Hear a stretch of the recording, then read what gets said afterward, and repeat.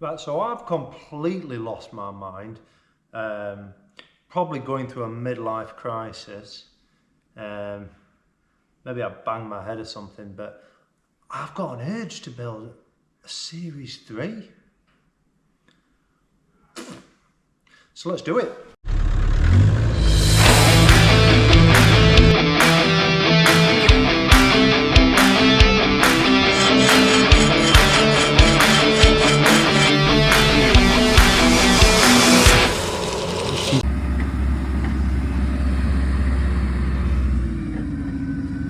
So I found one in the Maker graveyard. Absolutely stunning.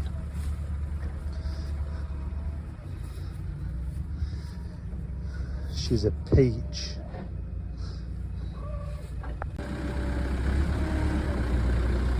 So she's out, she's got stuck, and we're going to get her on the trailer.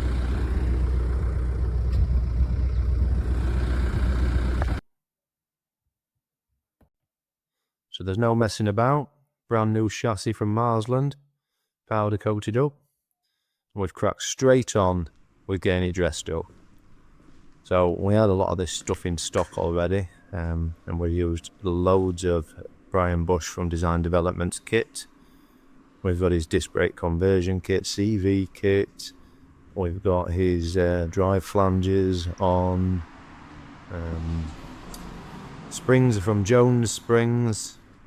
Some series style wheels on there. And she's rolling.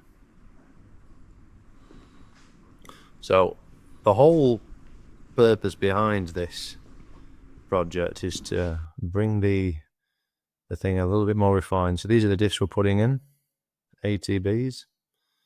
CV joints. 300M shaft so we can run the 24 swine diffs, and a brake disc conversion kit on the front and the rear as well. And finally the drive flanges there. So second one's in. This is another rolling chassis. This is not the one from the one that I bought. This has been kindly borrowed to us by Liam from Diamond Defenders. And this just saves us stripping the other one down to start mocking up mounts and how everything's going to work. So we've got it in the workshop, and that's with the original gearbox in, the LT76. So that is going to come out. This is a big part of the project, is fitting the R380 and LT230 transfer box into here. So the first thing we're going to do is pull everything out and just drop an R380 and transfer box in here, just to see where we're going to be looking at in terms of linkages and mounts. And there we go, exactly where we expected it to fall, to be honest. As it should. Engine doesn't have to be moved forward, but it's no good fitting it like this with the gear sticks are in completely the wrong position. We've got rid of that diesel engine, and we've acquired a lovely little petrol engine for it. Come with the frame as well. And the flywheel, I thought we should have a quick skim while we were rebuilding the engine. We've got some really nasty gouges in there.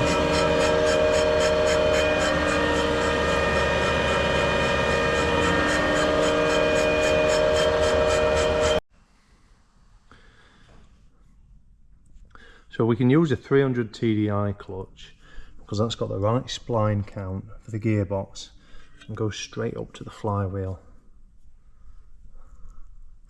So we've chose one of Luke's from LOF. Kindly sent us that down. Maybe that's a sponsorship deal, I'm not sure yet. It's starting to come together.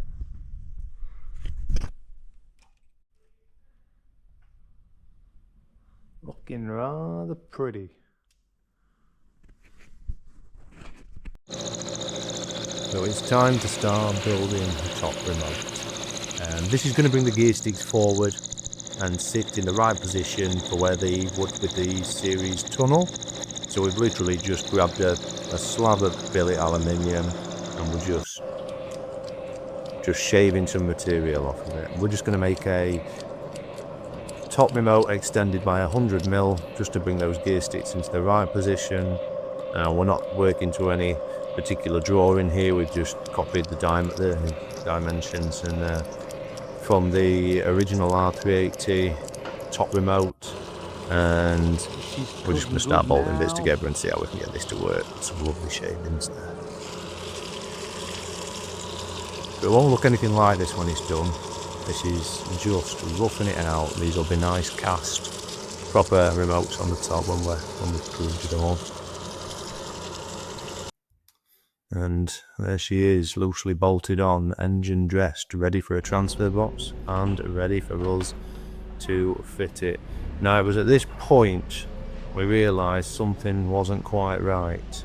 We put all this into the rolling chassis of Liam's and then everything fit fine. Now when we dropped this in, the cross member fouled the bell housing, and we quickly learnt that actually we have got a Series 2 chassis. We should have known that because the cross member doesn't bolt out like it should do on the Series 3. So just see there, we've actually just had to cut that little brace out of this chassis. On the Series 3, no alterations at all required, but on the Series 2, a little bit. And here we go with some linkages. Front props on. Got a little bit of clearance on there. We've got some mounts mocked up. They're not going to look anything like this when they're done. And we took it along to the LRO show last weekend. We had lots of interest in it, and we were really proud of it. And it's starting to come together. Thanks everyone who attended the show. Great to see you all. Right, so I've brought it back to the house to get it out of the way of the workshop for a little bit. It's only for a week or so, just while I move a bit of stuff around there. I didn't get as much footage building this up as what I was hoping I was going to get. That's partly my fault because I got a bit carried away with the build and just started cracking on and forgetting to charge the GoPro up. But I'm going to spend a few minutes now showing you exactly what the whole point of the project is and how I've justified building myself a Land Rover Series. So we've stopped building the LT76 gearboxes, the original 4-speed gearboxes. A couple of different reasons. One, they're very, very labour intensive and they become more of a restoration job than just a standard rebuild. A lot of the parts on the market are pretty poor quality now, and it's just something that we don't really want to spend much time getting involved with anymore, is the 76. The R380s and LT230s we're building all day long, every day, and we wanted to give a more modern feel to the transmission. A lot of these series being built now are not necessarily for Land Rover enthusiasts. A lot of them are going to new age clients who have not really been too involved in the Land Rover world before but love the original heritage look of them, but they want them to drive a little bit nicer, so the 5-speed is certainly going to do that. And you haven't got to have any real experience driving anything to be able to drive a Land Rover with the R380.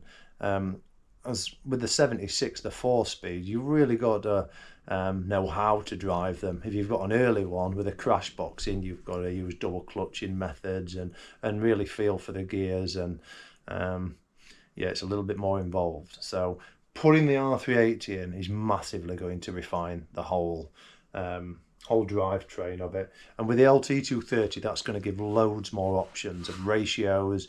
We can always fit the ATB as well, which we absolutely love fitting to Land Rovers. I think it's one of the best mods you can actually do, not just for its benefits in how it operates and how it uses, but just for tightening the drivetrain up, taking all that transmission slack out of it. So we're going to offer the 4-wheel drive LT230, which is in all Defenders and Discoveries, but We're also going to offer a 2-wheel drive, 4-wheel drive selectable for those running original series UJ axles. As a lot of you'll know, the UJ axles don't really like to be run in permanent 4-wheel drive. A series vehicle is predominantly just a 2-wheel drive vehicle until you select 4-wheel drive, and then your diff is locked. Doesn't have a centre diff in there. So that's why we're going to offer a 2 and a 4-wheel drive LT230. So I'm just going to show you a little bit up close now about what we've done and how it works. So again, this turret means this top remote now means that the gear sticks sit in the original positions where the series tunnel is, so that'll pop up in exactly the right place. I'll just move that off there for the minute. Just put that over there so it's out of our way. That's not going to have it, is it? I'll just hold it up. So we've used a Defender turret. We've drilled into the top of it and just put a grub screw in there to hold the stick in. That's nice. And here we've got the high and low and the diff lock. So in a 2-wheel drive, 4-wheel drive selectable, this won't say diff lock, it will just say 2-wheel drive and 4-wheel drive. And the way that we've built it is so this operation, when we use this, flicks it in and out of high, neutral and low, and the response towards changing is just so much nicer, and the diff lock as well. I mean, it's just such a positive feel to that. The rear prop is one Gwyn Lewis made for us. It's a 420mm prop shaft. There's absolutely no angle in it at all that's concerning. I know a few people are concerned about the back angle. We have pitched up the axle ever so slightly. These little aluminium wedges in there just to bring the nose up, and I think that's going to benefit, but I don't even think it's essential either. So if you are going to do the conversion, I'd recommend that we do swap them, and we'll include them in the kit, but I do think it'd be fine even without those. The front prop shaft is also a custom length one, and it is close, and the camera shows it as being closer. We've actually lifted this up with the forklift, moved it around, done a droop test, and it doesn't come anywhere near. Now, if the vehicle's going to stay predominantly on the road, I've got absolutely no concerns about it. A few people have said that if it was on parabolics, would it be a little bit close? I'm not sure. I haven't fit parabolic springs. We've put the Jones springs 11 leaves on this, and I'm not worried at all. Now, the 1-ton chassis actually had a scalloped out cross member here to make clearance. So if you were ordering a brand new chassis from Marsland, Mayhem, XD, Mayer, they'd have absolutely no issues putting in a scalloped out piece onto that, which is probably worthwhile having done, especially if you are going to go off-road. But we will come up with a solution to this if we are further concerned about this, but right now I'm not concerned. The mounts we've put in, we've just knocked some mounts up in the workshop, cut some bits of steel up, used 2 of the original series mounts for it and fabricated those onto it. We're going to get some lovely pressed steel mounts for this.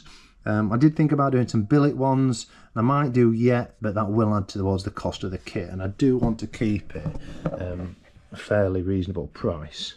So what will be included in this transmission kit will be a rear prop shaft, a front prop shaft, 2 mounts, and the top remote and the linkages.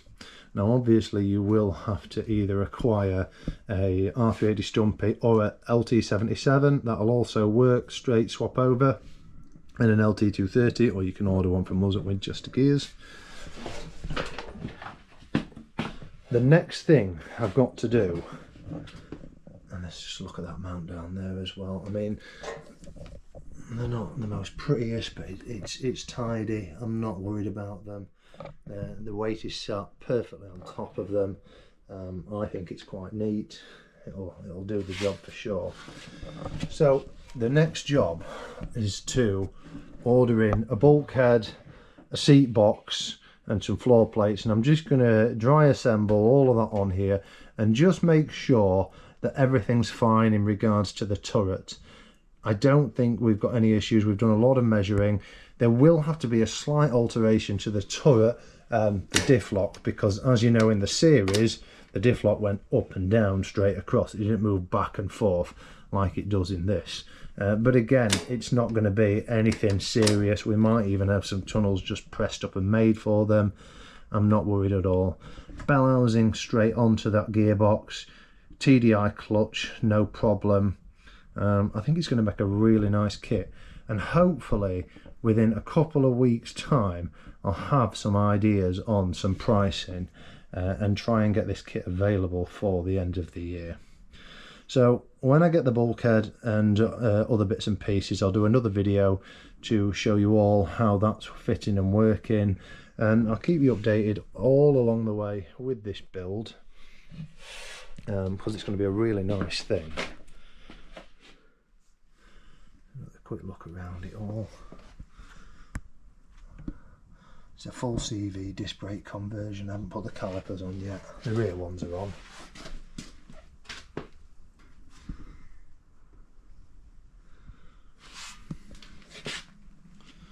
Thanks for watching, guys, and we'll see you in the next video.